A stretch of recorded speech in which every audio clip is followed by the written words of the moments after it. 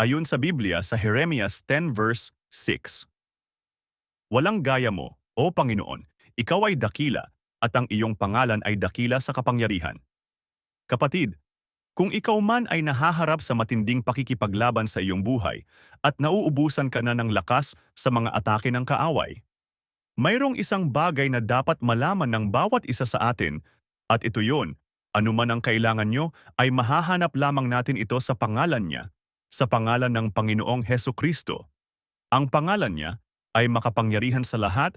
Noong si Pedro ay nakita ang lumpong pulubi sa pinto ng templo, ay sinabi niya sa Gawa 3 verse 6, Datapuwat sinabi ni Pedro, pilak at ginto ay wala ako.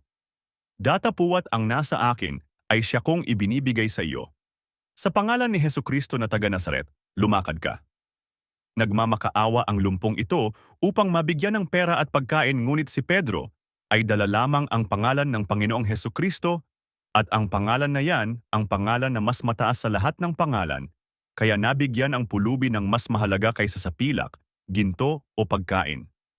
Nabigyan siya ng banal na kagalingan sa pangalan ng Panginoong Hesus, ay naging buo siya uli, lumakas siya uli. Kaya kung titingnan natin bawat pangalan, ay may dinadala itong importansya sa atin. Ang pangalan ng anak ay may natatangi itong tunog sa pandinig ng kanyang magulang. Ang pangalan ng mga sikat na tao ay hindi magkakamali sa kanilang pangalan ang kanilang mga fans. Ang pangalan ng presidente ay makikilala at irerespeto ito sa kanilang bansa. At kabaliktaran naman ito sa mga tao na naging diktador at mga nakagawa ng karumaldumal na karahasan. Ang kanilang pangalan ay hindi magiging maganda sa pandinig ng makakarinig nito. Kaya kung titingnan natin bawat pangalan, ay may kanya-kanya itong titulo kung anong sasabihin o iisipin ng mga tao. Mabuti man o masama ito. Gayunpaman, may isang pangalan na mas mataas at makapangyarihan sa lahat ng pangalan, at yan ang pangalang Hesukristo. Ang natatanging pangalan na magbibigay ng kaligtasan sa atin, ang natatanging pangalan na makakagawa ng paraan sa tila wala ng paraan.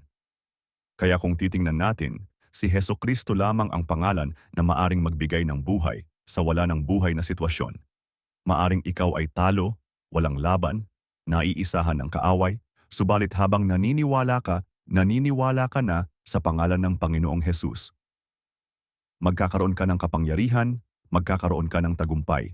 Kaya ngayong araw gusto kong magsalita sa tao na lumalaban sa ganitong laban, nasa sitwasyon man kayo na mahirap at naapektuhan nito ang iyong kapayapaan sa pag-iisip.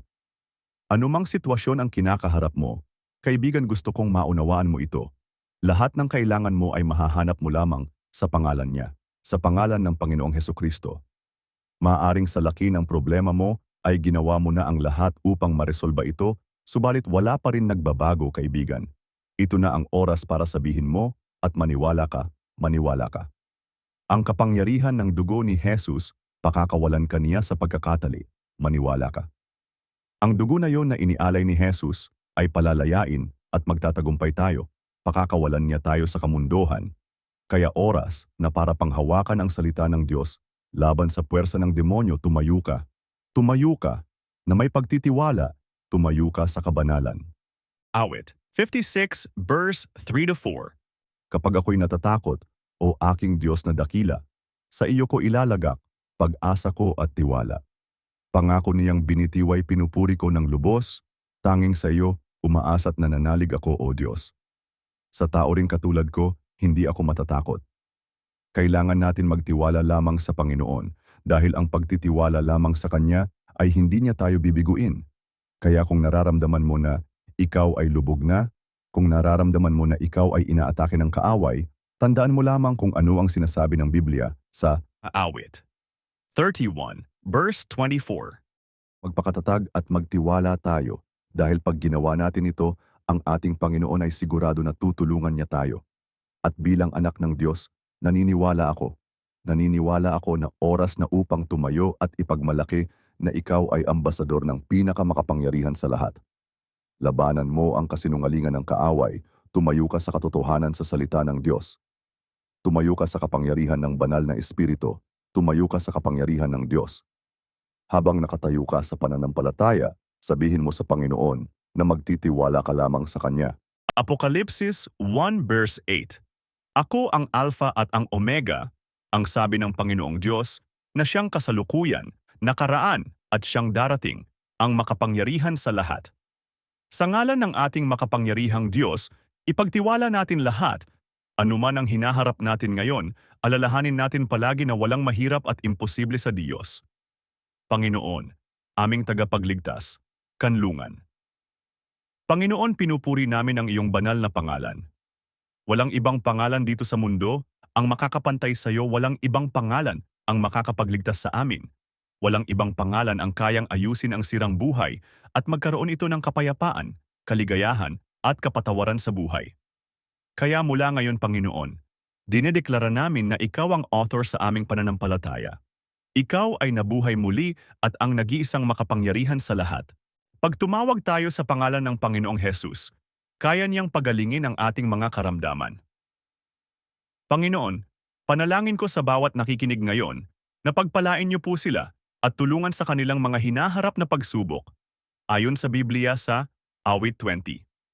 Pakinggan ka sana ni Yahweh kapag ika'y nagdurusa, at ang Diyos ni Jacob ingatan ka sana. Mula sa templo, ikaw sana'y kanyang tulungan, at mula sa Zion, ikaw ay kanyang alalayan. Ang handog mo nawa ay kanyang tanggapin at pahalagahan niya ang lahat ng iyong haing susunugin. Naway ipagkaloob niya ang iyong hangarin at sa iyong mga plano, ika'y pagtagumpayin. Sa pagtatagumpay mo kami ay magbubunyi, magpupuri sa Diyos sa aming pagdiriwang. Ibigay nawa ni Yahweh ang lahat mong kahilingan. Ngayon ko nalalaman na si Yahweh ang nagbigay sa pinili niyang hari ng kanyang tagumpay. Siya'y tinutugon niya mula sa kalangitan, mga dakilang tagumpay kanyang makakamtan. Mayroong umaasa sa karwaheng pandigma at mayroon ding sa kabayo nagtitiwala. Ngunit sa kapangyarihan ni Yahweh na aming Diyos, nananalig kami at umaasang lubos. Sila'y manghihina at tuluyang babagsak, ngunit tayo'y tatayo at mananatiling matatag. O Yahweh, ang hari iyong pagtagumpayin, ang aming panawagan ay iyong sagutin. Sa ngalan ng aming Panginoong Hesus, Amen.